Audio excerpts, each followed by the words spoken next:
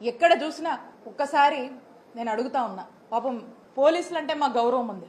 మొదటి నుంచి కూడా ఎప్పుడు కూడా పోలీసులు అన్నా ఇన్స్టిట్యూషన్స్ అన్నా మాకు చాలా హై రెస్పెక్ట్ ఉంది. ఒక్కసారి నేను క్వశ్చన్ చేస్తా ఉన్నా ఈ పోలీస్ అధికారులు, ఒక్కసారి మీరు ఆత్మవిమర్శ చేసుకోండి. పిన్నెల్లి బ్రదర్స్కి ఈ హత్యకు ఏమైనా సంబంధం ఉందా? ఒక్కసారి మీరు ఆత్మవిమర్శ చేసుకోండి. పోలీసులు వాళ్ళ ఒంటి మీద వేసుకున్నటువంటి యూనిఫామ్ మీద బ్యాడ్జ్ ఉంటుంది, ఏపీపీఎస్ అని, ఆంధ్రప్రదేశ్ పోలీస్ సర్వీస్ అని ఒక బ్యాడ్జ్ ఉంటుంది. ఈ రోజున ఈ ఆంధ్రప్రదేశ్ పోలీస్ సర్వీస్ అని ఏదైతే బ్యాడ్జ్ ఉందో ఆంధ్రప్రదేశ్ పొలిటికల్ సర్వీస్ అయిందని చెప్పి గుర్తు చేస్తా ఉన్నాను. ఒక్కసారి ఆత్మవిమర్శ చేసుకోండి.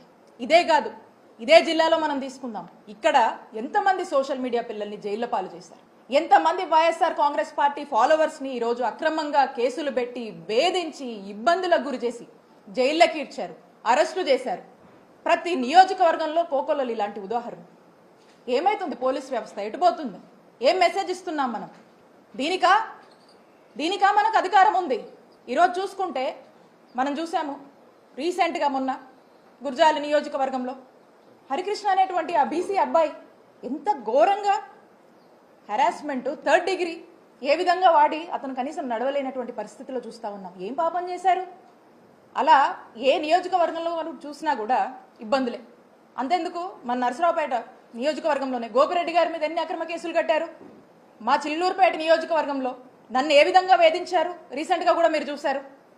పోలీసులు ఒక లెవెల్కి మించి వాళ్ళ మరి ఎవరి మెప్పుల కోసమో ఏంటో కానీ ఒక స్థాయికి మించి వాళ్ళ ఉద్యోగంలో ఏదైతే వాళ్ళ ఒక డిసిప్లిన్స్తో ఒక రెస్పాన్సిబిలిటీస్తో ఏదైతే కొన్ని ఓట్స్ వస్తున్నాయో అన్నీ కూడా పక్కన పెట్టి ఈ పొలిటికల్ మెప్పుల కోసము ఏ విధంగా పనిచేస్తున్నారు అనేది మనం చూస్తూ ఉన్నాం.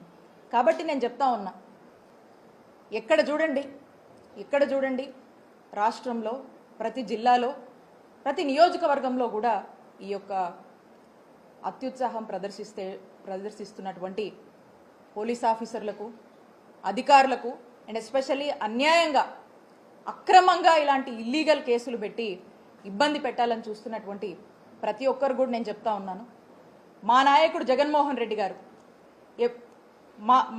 మా జగనన్న ప్రభుత్వంలో ఏదైతే అంబేద్కర్ గారు రాజ్యాంగం ఇచ్చినటువంటి స్ఫూర్తితో చక్కగా ఇలాంటి ఏ రాజకీయ కక్షలు లేకుండా ఇలాంటి ఒక కక్ష పాలన అనేది పక్కన పెట్టి పార్టీలు కూడా చూడకుండా చక్కటి ప్రజాసేవ, ప్రజలందరూ అన్ని వర్గాల వాళ్ళు మెచ్చేటువంటి ఒక ప్రజాపాలన, ప్రజాసేవని, ఒక గుడ్ గవర్నెన్స్ని ఇచ్చినటువంటి నాయకత్వం జగన్మోహన్ రెడ్డి గారు వహించారు ఈ రాష్ట్రంలో.